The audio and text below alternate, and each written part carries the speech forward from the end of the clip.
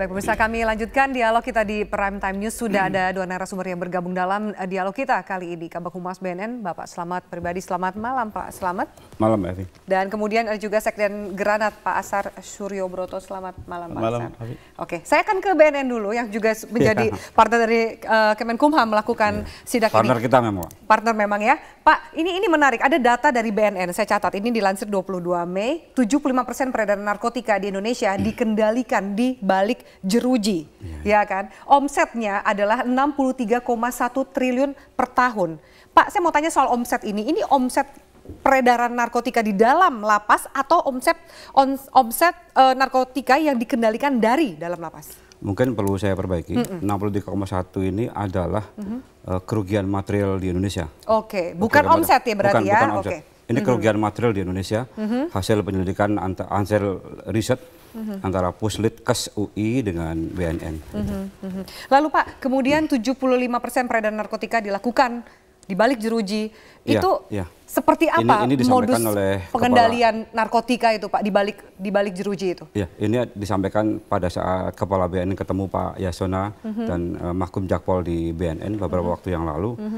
Disampaikan sehingga ada kesepakatan mengenai adanya lapas security maksimum.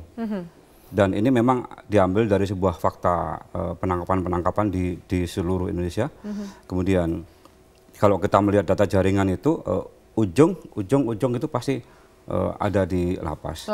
Iya, itu. Kenapa kemudian lapas yang harusnya steril gitu Pak, menjadi tempat yang ternyata surga bagi bandar dan pengedar? Ya, kita harus ingat bahwa epidemi itu bukan hanya di lapas, tapi juga di masyarakat. Jadi artinya bagaimana komitmen yang ada di lapas, kemudian bagaimana komitmen penegak hukum yang di luar lapas, ini juga menjadi bagian dari perbaikan itu. Kalau misalnya kebetulan ditemukan yang ada di lapas, itu memang kebetulan ditemukan di situ. Tapi memang fakta yang di dalam catatan BNN, memang jaringan itu memang ujungnya dari pengendalian dalam lapas. Anda ikut sejumlah sidak Pak, kondisinya separah apa sih di dalam lapas Saya tidak ikut, tapi saya pernah menjadi penyidik. Beberapa data-data yang ada memang faktanya memang seperti. Separah apa sih kondisi kemudian narkoba dan pengendaliannya di dalam lapas itu? Sebetulnya tidak begitu parah. Tapi kan epidemi tadi saya sampaikan, epidemi itu tidak hanya di lapas, tapi juga di tempat lain. Mungkin di mana para penegak hukum, para aparat negara sedang bergerak, sedang melakukan tindakan di lapas, kemudian diekspos. Jadi cara pandang kita bukan hanya bahwa hanya ada di dalam lapas saja, tapi ini cara memandang kita harus memahami bahwa penegak hukum sedang bergerak, penegak hukum sedang bertindak. Pesan yang disampaikan itu adalah seperti itu. Ya, gitu jadi dua sisi yang dilihat itu. Oke, baik. Pak Asar, Anda dari Granat melihat kemudian ini kan pemberitaan satu harus diapresiasi, tapi tentu masyarakat butuh sesuatu yang bergerak lebih masif, bergerak lebih cepat untuk memberantas narkoba ini. Jangan sampai kemudian kita kalah sama bandar gitu Pak. Baik, terima kasih. Saya sebelum kemarin tadi saya telepon oleh Metro TV, Pak, nanti sore judulnya apa? Mengenai narkoba di lapas ya. Saya cek kepada seluruh aktivis Granat, seluruh Indonesia ya. Saya tanya bagaimana mengenai apa? Narkoba di lapas Anda semua. Tidak ada satu lapas pun yang steril. Artinya ini sudah, kalau katakan sistemik nanti seolah-olah ada suatu perencanaan baik ya. Tapi ini yang perlu kita soroti sekarang ini adalah sistem manajemennya, ya. Manajemen lapas. Seluruh ini dirjen lapas. Ini mengenai semua penjagaan dikendalikan oleh dirjen lapas. Ya, baik money, material, method, ya mungkin space and time ya. Ini nggak so ilmiah tidak. Tapi kita melihat satu persatu. Kita sudah melihat bahwa hampir semua lapas itu melibatkan oknum, katakanlah oknum. Tapi kalau sudah banyak itu bukan oknum lagi, ya. Semua kejadian-kejadian di dalam itu ada kaitannya dengan para petugas. Kenapa? Ya, ini harus cari akar masalah. Kenapa dia begitu? Apa karena gajinya kecil? Dikatakan tadi saya sudah tanyakan, remunerasi cukup baik kata Pak Menteri. Oke, saya mau tanya sekarang. Perencanaan semua ini ada di tangan siapa? Apa di Menteri, apa di Dirjen? Kita harus tanya Dirjen. Bagaimana? So ini Menteri tidak bisa langsung ke lapas. Dirjen yang bertanggung jawab kan, harusnya ditanya kepada Dirjen ini. Dan saya berikan contoh ya, umpamanya Anda membusuk salah satu tahanan ya, tahanan siapa saja di situ. Banyak sekali prosedurnya itu, ya isi ini bagus sekali itu, baru masuk, udah kesekian kali masuk. Tapi narkoba nggak pakai prosedur, masuk saja dia. Kok bisa? Artinya tidak mungkin lewat pintu itu. Tidak mungkin lewat pintu umum yang digunakan orang untuk membusuk. Ya, saya berani mengatakan, berani menduga bahwa pasti terlibat. Ya, katakanlah oknum, tapi petugas. Jadi Jadi ya kalau umpamanya ada operasi dan operasi ini harus dilakukan terus-menerus, tidak angkat-angkat ayam, dan operasi ini bukan populis ya, betul-betul mencari. Kalau ada yang menghalang-halangi angkut, kalau ada petugas lapas yang menghalangi angkut, periksa. Bahkan kalau perlu para petugas yang bertanggung jawab di semua lapas ya, periksa rekeningnya, PPATK libatkan. Oke, ada melibatkan PPATK untuk kemudian melihat rekeningnya. Baik, kita masih bergabung bersama kita Pak Yasona. Ya.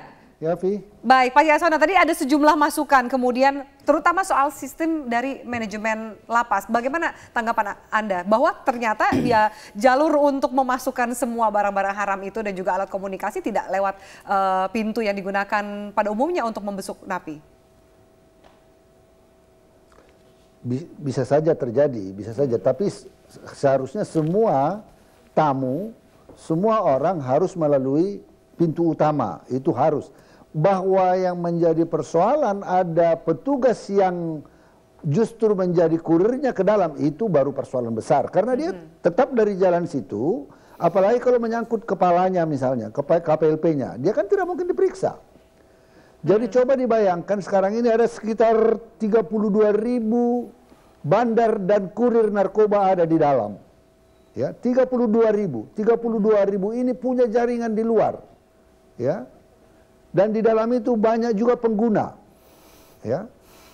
Jadi ini merupakan satu jaringan yang besar seperti yang dikatakan oleh Pak Slamet tadi.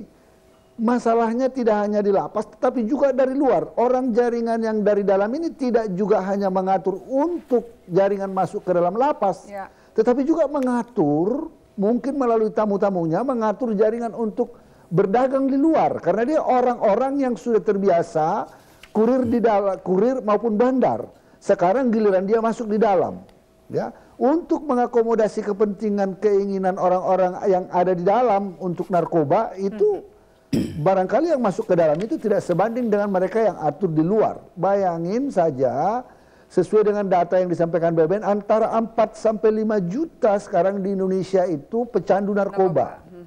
Jadi bisa dibayangkan ini menjadi suatu pasar yang sangat besar sekali. Ya, mengundang international traffickers yang mencoba untuk memasukkan barang haram itu karena pasarnya sangat besar sekali di Indonesia. Oke, baik. Nah, ini pekerjaan kita ya, pekerjaan kita dari segi kami ya, saya sudah katakan KPLP harus dirotasi secepatnya, tidak boleh terlalu lama di sana, dan kita akan membangun sistemnya adalah sistem kota-kota besar semua. Nanti anggarannya sudah saya sediakan tahun ini untuk kota-kota besar, membangun CCTV di setiap blok, kunci dan juga termasuk di dalamnya kunci dengan sistem fingerprint. Ini untuk mendeteksi siapa saja yang pernah masuk dan itu terekam untuk melacak nanti orang-orangnya. Baik Pak Yasona, mohon maaf saya harus potong Anda. Kita akan lanjutkan usai jeda berikut ini. Pak Yasona, kami juga akan membahas soal kontroversi, jangan kemudian rencana dari Kemenkumham dan juga mungkin BNN membangun lapas khusus bandar ternyata malah dikhawatirkan menjadi sarang dari narkoba yang baru. Kita lanjutkan sesaat lagi, tetaplah bersama kami.